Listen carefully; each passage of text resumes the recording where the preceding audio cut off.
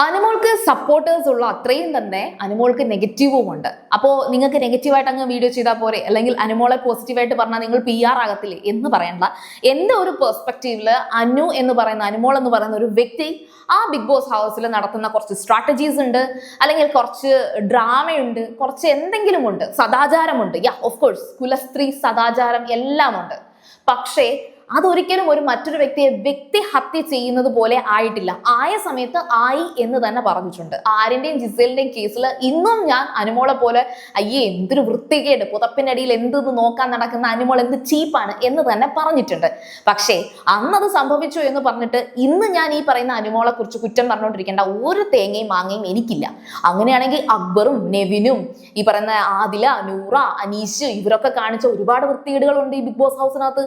ഇന്നും ഞാൻ അവരന്ന് അങ്ങനെ കാണിച്ചു, ഇന്ന് ഇങ്ങനെ കാണിച്ചിട്ട് കാര്യമൊന്നുമില്ല എന്ന് പറയേണ്ട കാര്യമില്ല. ഇത് ബിഗ് ബോസ് ഷോ ആണ്. ഇതിനകത്ത് നിങ്ങൾ നാണം കെടാൻ വേണ്ടിയിട്ട് തന്നെയാണ് ഇവരൊക്കെ ഇതിനകത്ത് കാശ് മേടിക്കാൻ വേണ്ടിയിട്ട് തന്നെയാണ് വരുന്നത്.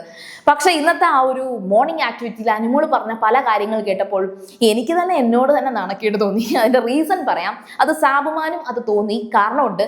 10-14 വയസ്സിനകത്ത് ഒരു വ്യക്തി, അതും ഒരു സ്ത്രീ, ഒരു പെൺകുട്ടി ഇതേ കണക്ക് സമ്പാദിക്കണമെങ്കിൽ അത് ആ വ്യക്തി ഈ പറഞ്ഞ ചോര നീരാക്കി എന്നൊന്നും പറയുന്നില്ല, കാരണം കിളയ്ക്കാനല്ല പോയത്. പക്ഷേ ഇതേപോലൊരു മീഡിയ ഇൻഡസ്ട്രിയിൽ പിടിച്ചു നിൽക്കണമെങ്കിൽ നമ്മൾ ഒരുപാട് ക്ഷമയോടെ നമ്മളെ തന്നെ ഇൻസൾട്ട് ചെയ്ത് പലപ്പോഴും സെൽഫ് റെസ്പെക്റ്റ് നഷ്ടപ്പെടുത്തി നമ്മൾ ഒരാളുടെ മുന്നിൽ നിന്ന് അവരുടെ ആട്ടും തൂപ്പും ഒക്കെ കേട്ട് okay sir, okay I accept എന്ന് പറഞ്ഞ് നമ്മൾ നിൽക്കേണ്ടി വരും. പിന്നെ മീഡിയ ഇൻഡസ്ട്രി ഇപ്പോഴാണ് എല്ലാവർക്കും കുറച്ചുകൂടെ ഈസി ആയത്. എപ്പോഴും ഓർക്കുക, പഴയ ആ ഒരു സമയത്ത് അല്ലെങ്കിൽ ഒരു മിഡ് ടൈമിൽ ഈ പറഞ്ഞതൊക്കെ നമുക്ക് എപ്പോഴും ഓപ്പർച്യൂണിറ്റീസ് ഒന്നും കിട്ടത്തില്ല. പക്ഷേ ഇപ്പോഴെന്ന് പറയുമ്പോഴത്തേക്ക് കുറച്ച് റീലൊക്കെ ചെയ്ത് ഒന്ന് ഫേസ് ഒക്കെ ഒന്ന് മാർക്കറ്റ് ചെയ്ത് കഴിഞ്ഞാൽ നമുക്ക് പോയി വേണമെങ്കിൽ ആ ഫേസ് മാർക്കറ്റ് ചെയ്ത ആ ഒരു വാല്യൂ വെച്ച് ഏതെങ്കിലും ഒരു പ്രോഗ്രാമിനോ അല്ലെങ്കിൽ ഒരു ഷോയ്ക്കോ അല്ലെങ്കിൽ ഒരു സീരിയലിനെങ്കിലും അഭിനയിക്കാൻ പറ്റും. പക്ഷേ അന്ന് അങ്ങനെ ഒരു അവസരം ഉള്ള സമയത്തല്ല അനുമോളൊന്നും ഈ പണിക്ക് ഇറങ്ങുന്നത്. പിന്നെ അനുമോളെ കുറിച്ച് ഞാൻ അല്ലാതെയും കുറേയധികം ഈ ഒരുപാട് റീൽസ് ഒക്കെ വരുമല്ലോ, അങ്ങനെ വന്നതിനകത്തൊക്കെ ഞാൻ കേട്ടിട്ടുണ്ട്. അതും അനുമോള് പറയുന്നതല്ല, അനുമോളെ കുറിച്ച് പല വ്യക്തികൾ പറഞ്ഞിട്ടുള്ള കാര്യങ്ങളെ കുറിച്ച് ഞാൻ കേട്ടിട്ടുണ്ട്. പക്ഷേ ഇന്ന് അനുമോള് ഈ മോർണിംഗ് ആക്ടിവിറ്റിയിൽ വലിയ കഥകളൊന്നും പറയാതെ ഒരു കാർ മേടിച്ച കേസ് പറയുന്നുണ്ട്. അനുമോളുടെ കാർ ഞാൻ സത്യത്തിൽ ഒരു റീലിനകത്ത് കണ്ടിട്ടുണ്ട്. സോണറ്റ് ആണ് അവരുടെ കാർ എന്ന് പറയുന്നത്. 9 ലക്ഷം രൂപ വരെ കഷ്ടപ്പെട്ട് ഇനാഗുറേഷൻ ഒക്കെ പോയത് സേവ് ചെയ്ത് 9 ലക്ഷം ഉണ്ടാക്കിയ കഥ പറഞ്ഞു. ശരിക്കും പറഞ്ഞാൽ ഈ ഒരു കാറിന് ഏറ്റവും ടോപ്പ് മോഡലിന് 18 ലക്ഷം രൂപയോളം വരും. ആ പറയുന്നതിന്റെ പകുതി ലോൺ എടുത്തിട്ട് പകുതി അവർ കഷ്ടപ്പെട്ട് സേവ് ചെയ്ത് ഉണ്ടാക്കിയതാണ്. ഇത് കേൾക്കുമ്പോൾ നമ്മൾ പറയും 9 ലക്ഷം രൂപയൊക്കെ ഉണ്ടാക്കാൻ പറ്റി, കഷ്ടപ്പെട്ടിട്ടാണ് കേട്ടോ ഉണ്ടാക്കിയത്, അല്ലാതെ അവർക്കാരും കൊടുത്തതൊന്നുമല്ല.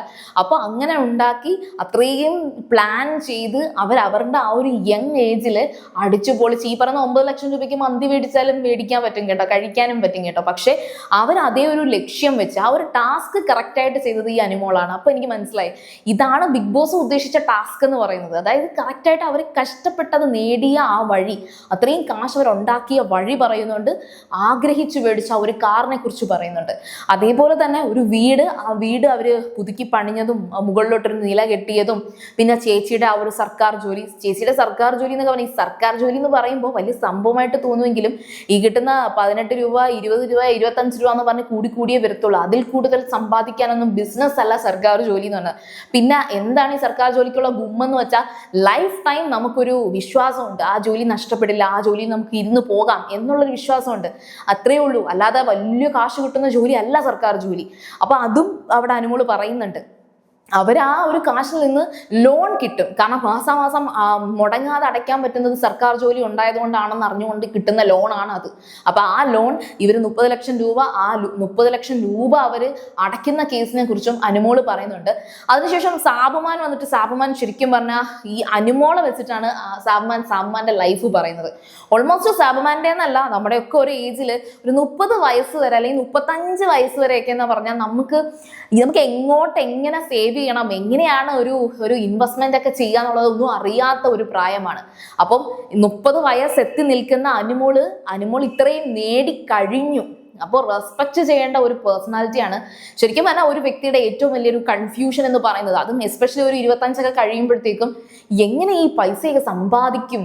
ഒരു 5 ലക്ഷം രൂപയെങ്കിലും നമുക്ക് ഇൻഡിവിജ്വലി നമ്മുടെ അച്ഛൻ അമ്മ ഒന്നും തരാതെ ആരും നമ്മളെ സഹായിക്കാതെ ലോണൊന്നും എടുക്കാതെ ഒരു 5 ലക്ഷം രൂപ എങ്ങനെ സമ്പാദിച്ചെടുക്കും എന്ന് നിങ്ങളൊക്കെ ചിന്തിച്ചിട്ടുണ്ടോ? അത്രയൊക്കെ ചിന്തിച്ചിട്ടുള്ള ആൾക്കാർ ഈ കൂട്ടത്തിൽ ആരെങ്കിലും ഒക്കെ ഉണ്ടോ? കാരണം നമ്മൾ പഠിക്കുന്നു, നമ്മൾ 1-ാം ക്ലാസ് തൊട്ട് അല്ലെങ്കിൽ LKG UKG 1 2 3 എന്നൊക്കെ പറഞ്ഞ് പഠിച്ച് ഡിഗ്രി പഠിച്ച് എഞ്ചിനീയറിംഗ് പഠിച്ച് അത് പഠിച്ച് തേങ്ങ പഠിച്ച് മാങ്ങ പഠിച്ച് ഇത്രയും വർഷം നമ്മൾ പഠിക്കുമ്പോൾ ഇത്രയത്തിനുമായിട്ട് ചേർത്ത് നമ്മൾ എത്ര ലക്ഷം രൂപയോളം നമ്മൾ ഇൻവെസ്റ്റ് ചെയ്യുന്നുണ്ട് പഠിക്കാൻ വേണ്ടിയിട്ട്. നമ്മുടെ എഡ്യൂക്കേഷൻ എന്ന് പറയുന്നത് ഇൻവെസ്റ്റ്മെന്റ് ആണ്. ആ എഡ്യൂക്കേഷന് വേണ്ടിയിട്ട് നമ്മൾ ഇടുന്ന ഇൻവെസ്റ്റ്മെന്റ് നമുക്ക് തിരിച്ച് കിട്ടണം. അതായത് ജോലിയിലൂടെയോ അല്ലെങ്കിൽ നമ്മുടെ എന്തെങ്കിലുമൊക്കെ ഒരു അഡീഷണൽ വർക്കിലൂടെയോ ഒക്കെ നമുക്കത് കിട്ടണം. അപ്പൊ അനുമോളും അനുമോളുടെ ചേച്ചിയും ഒക്കെ ട്യൂഷൻ എടുത്തിട്ടാണ് ആദ്യമൊക്കെ കാശ് ഉണ്ടാക്കിയതും അത് അങ്ങനെ കിട്ടിയ കാശ് പോലും സേവ് ചെയ്ത് തുടങ്ങിയെന്നും അനുമോള് പറയുന്നുണ്ട്. അതുപോലെ തന്നെ അനുമോളെ കുറിച്ച് ഞാൻ കേട്ട ഒരു സ്റ്റോറിയിൽ വേറൊരു പേഴ്സൺ, അയാളുടെ പേര് ഞാൻ മറന്നുപോയി, ഒരു വ്യക്തി പറയുന്ന ഒരു കാര്യമുണ്ട്. അനുമോള് പർദ്ദയൊക്കെ ഇട്ടിട്ട് പബ്ലിക് ട്രാൻസ്പോർട്ടേഷൻ യൂസ് ചെയ്തിട്ട് ഓർഡിനറി ട്രെയിനകത്തൊക്കെയാണ് ഈ പറഞ്ഞ സ്റ്റാർ മാജിക് ഫ്ലോറിലൊക്കെ വന്നിട്ടുള്ളത് എന്നൊക്കെ ഞാൻ കേട്ടിട്ടുണ്ട്. ശരിക്കും പറഞ്ഞാൽ ഒരു വ്യക്തി മാക്സിമം ശ്രമിച്ച് നേടിയ ഒരു ജീവിതമാണ് അവരുടെ ജീവിതം. അവരുടെ അന്തസ്സായിട്ട് അവർക്കത് പറയാൻ പറ്റും. പക്ഷെ നമ്മൾ ഈ കമന്റ് ഇടുന്ന കമന്റ് തൊഴിലാളികളുണ്ടല്ലോ, ഈ PR എന്നൊക്കെ പറഞ്ഞ് ചുമ്മാ കുത്തി കമന്റ് ഇടുന്ന, നിങ്ങൾക്കൊക്കെ ഇത് അഭിമാനത്തോടെ പറയാൻ പറ്റുമോ? ഒരു റിയാലിറ്റി ഷോയിൽ മത്സരിക്കാൻ വന്ന ഒരു ഗ്രൗണ്ടിൽ മത്സരിക്കുന്നവരാണ്. അത് കണ്ടുകൊണ്ടിരിക്കുന്ന വെറും കാണികൾ മാത്രമാണ് നമ്മൾ എല്ലാവരും. ഞാൻ ഉൾപ്പെടെയുള്ളവരെല്ലാം കാണികളാണ്. നമുക്ക് കൂവി വിളിക്കാം, നമുക്ക് കൈയടിക്കാം, പക്ഷെ ഗെയിം കളിക്കുന്നത് അവരാണ്. അപ്പോൾ അവർ എത്രത്തോളം എഫേർട്ട് ഇട്ട് അതിനകത്ത് ചെയ്യുന്നുണ്ട്. അത് ഞാൻ അനുമോളെ മാത്രം പറയല്ല, അക്ബർ ആയിക്കോട്ടെ, നെവിൻ ആയിക്കോട്ടെ, സാബുമാൻ ആയിക്കോട്ടെ, എന്ത് സ്ട്രാറ്റജി എടുത്താലും അവർ ഗെയിമേഴ്സ് ആണ്, നമ്മൾ വെറും കാണികളാണ്. സോ അതുകൊണ്ട് തന്നെ ഓരോരുത്തരേക്ക് അങ്ങേയറ്റമൊക്കെ കമന്റ് ചെയ്ത് കുറ്റം പറയുമ്പോൾ നിങ്ങൾ ഇതും കൂടി ഓർക്കുക. ഈ അനുമോളിനെ വെറും ചീത്ത വിളിച്ച് കുറച്ചധികം പേരുകൾ യൂസ് ചെയ്ത് ഞാൻ ഡിലീറ്റ് ചെയ്യാൻ അറിയാൻ വേണ്ടിയിട്ടല്ല, ഞാൻ ഡിലീറ്റ് ചെയ്യാൻ അല്ലെങ്കിൽ ഞാൻ പിൻ ചെയ്ത് വെക്കും. അങ്ങനെ വൃത്തികെട്ട കമന്റ് ഇടുകയാണെങ്കിൽ ഞാൻ പിൻ ചെയ്ത് വെക്കത്തേ ഉള്ളൂ. പക്ഷേ കാരണം നിങ്ങളുടെ പ്രൊഫൈലും നിങ്ങളുടെ പേരും മറ്റുള്ളവർ കാണട്ടെ എന്നേ ഞാൻ കരുതത്തുള്ളൂ. ഞാൻ ഡിലീറ്റ് ചെയ്യില്ല. എന്നെ കുറിച്ചും പറഞ്ഞോളൂ, ഞാൻ വേണമെങ്കിൽ പിൻ ചെയ്ത് വെക്കാം. നിങ്ങൾ ചീത്ത വിളിച്ചോളൂ, ഞാൻ പിൻ ചെയ്ത് വെക്കും. ഒരെണ്ണം കണ്ടേ പിൻ ചെയ്യാൻ പറ്റത്തോളം തോന്നുന്നു.